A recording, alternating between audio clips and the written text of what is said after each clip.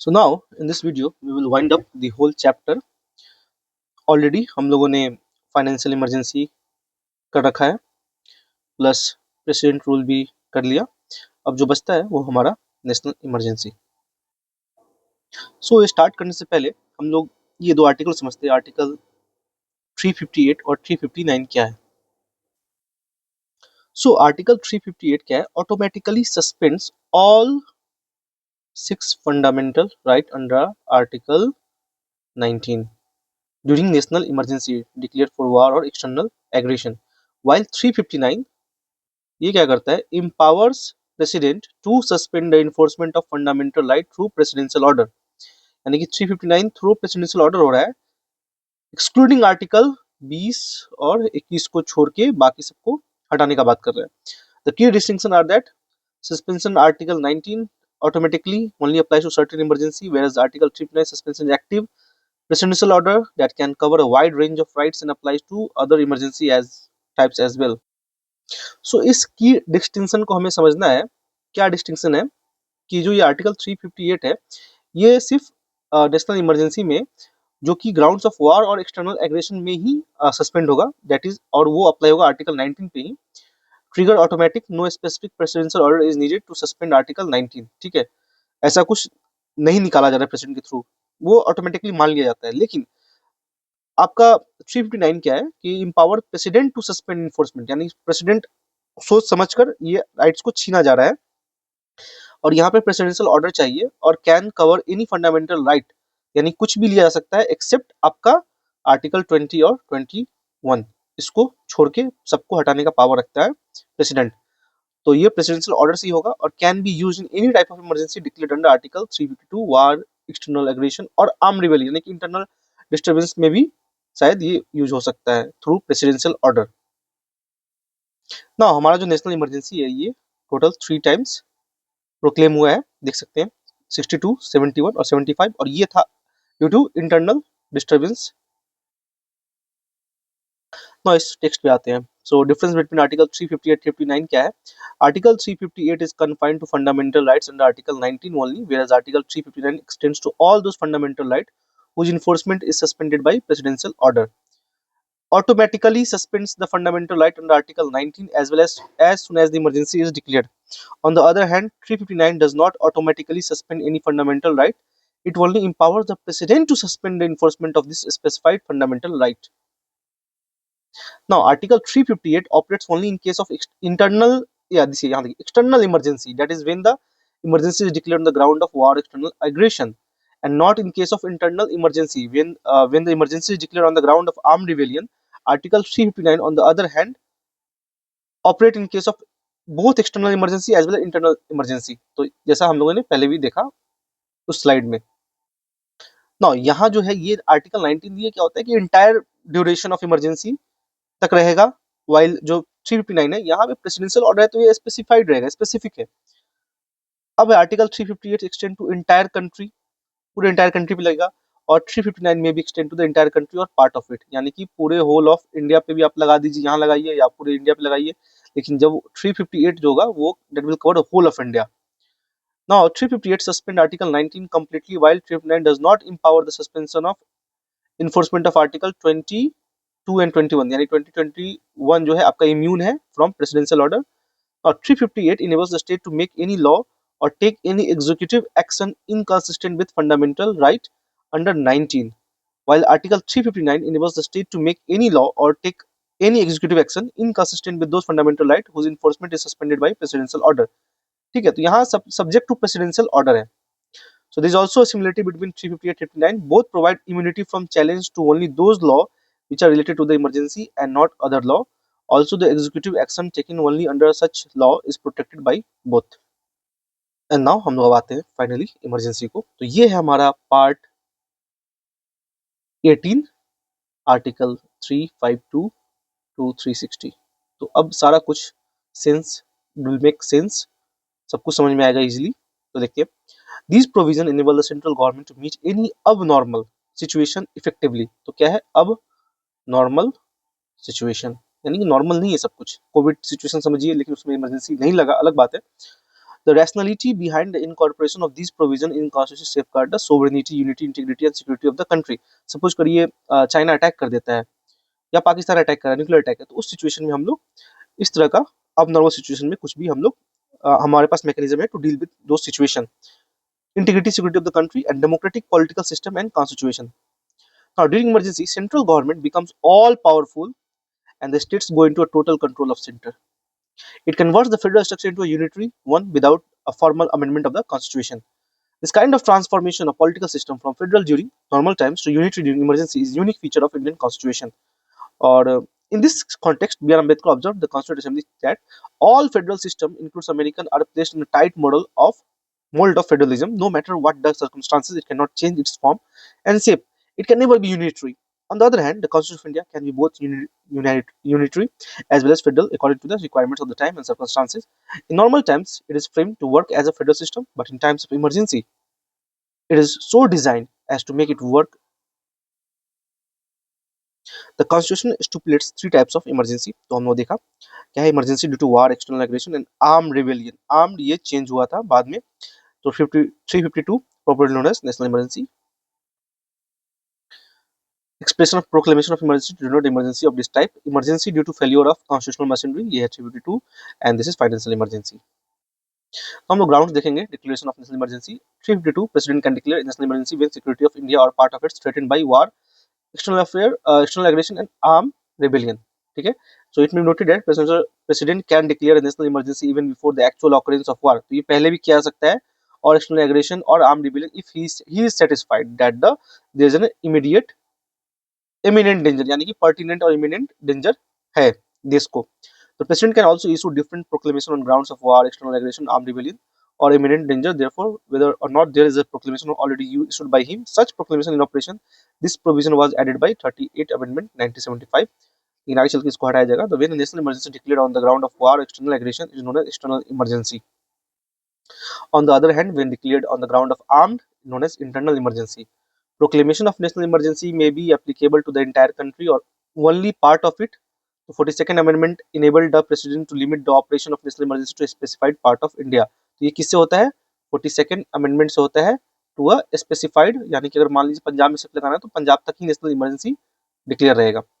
Originally, Constitution mentioned internal disturbance as third ground for proclamation of national emergency, but the expression was too vague and had wider connotation. Hence, 44th जो है वो उसको change कर देगा armed rebellion को. Thus, there is no longer possible declaration of national emergency on the ground of internal disturbance, जो कि इंदिरा गांधी की थी. So the president however can proclaim a national emergency only after receiving a.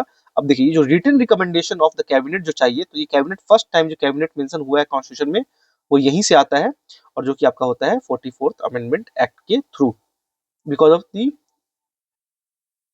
Work done by Indira Gandhi.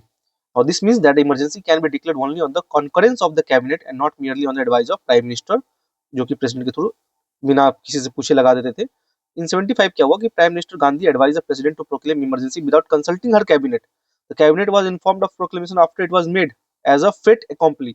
ठीक है. तो 44th amendment देखिए इसको change करेंगे, introduce safeguard to eliminate any possibility of prime minister alone taking the decision in this regard. तो अकेले prime minister इतना powerful नहीं हो सकता है कि वो अकेले इमरजेंसी लगा दे. देखिए 38 amendment act 1975 made the declaration of national emergency immune from judicial review, लेकिन उसको भी हटाया गया, बट प्रोविजन रिलेटेड 44th में हम लोग उसको भी डाले जुडिशियल रिव्यू में. Further, in Minerva Mill case 1980, the Supreme Court held that the proclamation of national emergency can be challenged in the court on the ground of malafide or that declaration was based on the wholly extraneous and irrelevant facts, absurd or perverse. यानी कि Minerva mill case में क्या हो जाता है, ये judicial subject to judicial review. तो parliamentary approval पे आते हैं. तो कैसे अप्रूवल दिया जाएगा? देखिए proclamation of emergency must be approved by both the houses of parliament within 1 month. अब यहाँ सारा क्राइटेरिया चेंज हो रहा है. जो क्राइटेरिया हम लोगों ने फाइनेंशियल इमरजेंसी और उसमें देखा, वहाँ 2 मंथ का टाइम दिया जा रहा है, यहाँ पे 1 मंथ का टाइम है for passing of this bill. Date of issue originally the period allowed for approval by parliament was 2 month, but it was reduced by 44th amendment. ठीक है. तो 44th में ये चेंज होके आपको किया गया. बाकी वो लोग जैसे कि प्रेसिडेंट्स रूल हो गया या फाइनेंशियल इमरजेंसी हो गया, तो उसमें उतना रेलेवेंट नहीं है, लेकिन national emergency is a very grave situation, very immediate और मतलब अब नॉर्मल सिचुएशन है, तो यहाँ पे हम लोगों को चेंज करना पड़ा. Now, however, if the proclamation of emergency is issued at a time when the Lok Sabha has been dissolved or dissolution of Lok Sabha takes place during the period of 1 month without approving the proclamation survives until 30 days. तो यहाँ भी जो है criteria वो 30 days survive, वो हर condition में हर जगह यही दिखने को मिल रहा है, वेदर इट्स नेशनल, प्रेसिडेंट और फाइनेंस, तो सब जगह यही जा रहा है। Now first sitting of Lok Sabha after provided, Rajya Sabha इसको मीन टाइम में पास कर दिया। Now it if approved by both the houses of parliament, the emergency continues for, अब देखिए यहाँ पे क्या है 6 मंथ्स के लिए, और वो जो था हमारा प्रेसिडेंट रूल है फॉर प्रेसिडेंट रूल है आपका मैक्सिमम 3 इयर्स। अब देखिए यहाँ पे 6 months and can be extended to an indefinite period with an approval of parliament for 6 months। यहाँ हम लोग देख सकते हैं प्रेसिडेंट रूल हमेशा ये भी 6 मंथ पे रिन्यू होता है, लेकिन ये मैक्सिमम 3 इयर्स के लिए होगा, और फाइनेंशियल इमरजेंसी जो है वो इंडेफिनिट है, तो ये भी इंडेफिनिट ही जाएगा, लेकिन रिन्यूअल आफ्टर एवरी 6 मंथ ये रिन्यू होगा, और ये भी ऐड किया गया आपको 44th अमेंडमेंट से through. Now, before the emergency, once approved by Parliament, could remain in operation as long as Executive Cabinet desired. However, if the dissolution of Lok Sabha takes place during the period of 6 months without approving further, ये 30 days का फिर आपको extension मिल जाएगा। So every resolution approving the proclamation of emergency or its continuance must be passed by either House of Parliament by a, अब यहाँ देखिए यहाँ क्या है आपका, सिंपल नहीं है, यहाँ है स्पेशल मेजोरिटी, तो जो कि है total membership of that house, majority of not less than 2/3 of the member of that present house and voting. This special majority provision ये भी डाला गया आपको 44th से, और सब में क्या है सिंपल मेजोरिटी से ही है। तो देखिए पहले सिंपल मेजोरिटी से था। हाँ, रिवोकेशन ऑफ प्रोक्लेमेशन पे देखेंगे तो कैसे रिवोक किया जा सकता है, तो such proclamation does not require parliamentary approval, president के ऑर्डर पे ही रिवोक किया जा सकता है any time. Further president must revoke a proclamation if Lok Sabha passes a resolution disapproving its continuation. So again this safeguard was introduced by 44th amendment act. ठीक है, तो अगर लोकसभा बोल रहा है कि नहीं आप हटाइए, नहीं हटाना, ठीक है, तो आप हटा सकते हैं, प्रेसिडेंट को हटाना पड़ेगा बिफोर अमेंडमेंट। ठीक है, तो ये देखिए लोकसभा पासेज रेजोल्यूशन, तो वो रेजोल्यूशन कैसा होगा, यहाँ देखते हैं before the amendment the proclamation could be revoked by the president on its own, Lok Sabha had no control in this regard. The 44th amendment act में क्या होता है, also provide where 1/10 of total number of members of Lok Sabha give a written notice to speaker, ये किसको देंगे, speaker को, or to the president if the house is not in session, a special sitting of the house would be held within 14 days में आपको एक बैठेगा sitting for purpose of considering resolution disapproving the continuation of the proclamation. A resolution of disapproval is different from the resolution approving the continuation or proclamation of the two respect. The first one is required to be passed by Lok Sabha only, while the second one needs to be passed by both the houses of parliament. The first one is to be adopted by a simple majority only, while the second one needs to be adopted by a special majority. तो ये approval का हो गया। Now तो इस चीज को हमें समझना है, तो रिवोकेशन का पावर प्रेसिडेंट के पास भी है और प्लस लोकसभा के पास भी है, और लोकसभा कैसे करेगा, नेशनल इमरजेंसी कब करेगा, बाई 1/10, तो यहाँ भी हम लोगों ने देखा, और स्पेशल सिटिंग होगा, must be convened within 14 days to consider resolution. तो यहाँ देखिए यहाँ क्या है कि जो रिवोकेशन में क्या राज्यसभा का कोई रोल नहीं है, इन कंटिन्यूएशन में राज्यसभा का रोल है, तो ये की पॉइंट हो गया।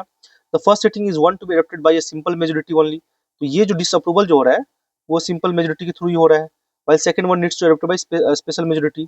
ठीक है, तो ये कॉन्सेप्ट अगर अच्छा है तो हम लोग क्लियर कर सकते हैं। नाउ अब देखते हैं effects of national emergency. A proclamation of emergency has drastic and wide ranging effect on the political system.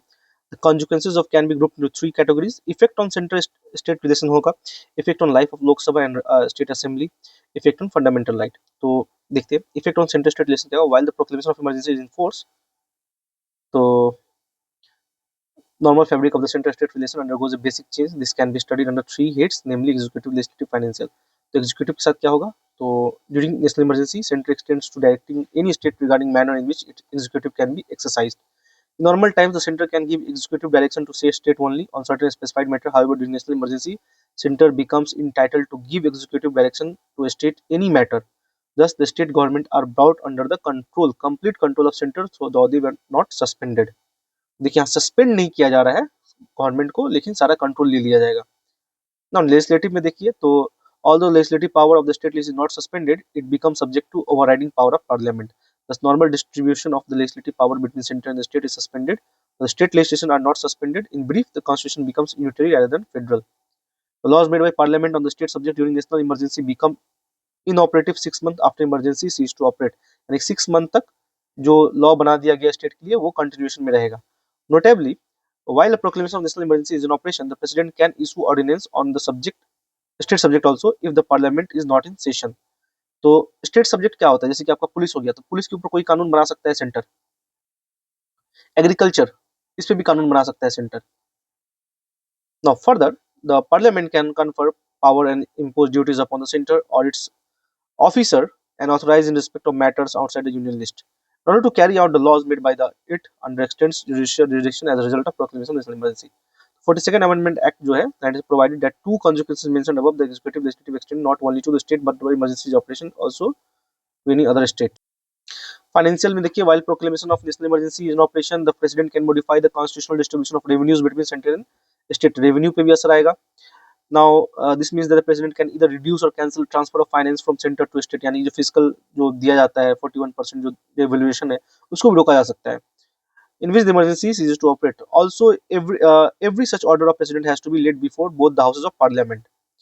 Effects of life of Lok Sabha and state assembly पे देखते हैं. तो नेशनल इमरजेंसी जब ऑपरेशन होगा तो लाइफ ऑफ लोकसभा में be extended beyond it's normal term 5 years by law of parliament for 1 year at a time extend किया जा सकता है for a length of time. However, this extension cannot continue beyond a period of 6 months after the emergency has ceased to operate. For example, the term of 5th Lok Sabha, जो 71 से 77 था, was extended 2 times, one by 1 year at a time. Similarly, the parliament may extend the normal tenure of state legislative assembly 5 years by 1 year each time. तो वहाँ भी state में भी आपको 1 साल का बढ़ते हुए दिखेगा for any length of time during the national emergency, subject to a maximum period of 6 months after the emergency has ceased to operate. यानी कि इमरजेंसी आज की डेट में खत्म होता है तो नेक्स्ट 6 मंथ में आपको वहां से भी हटाना पड़ेगा. अब फंडामेंटल राइट पे आते हैं, तो हम लोग ऑलरेडी देख चुका है ये 358 और 359. सो ये रहा हमारा emergency provision, and we will continue with another video. Thank you.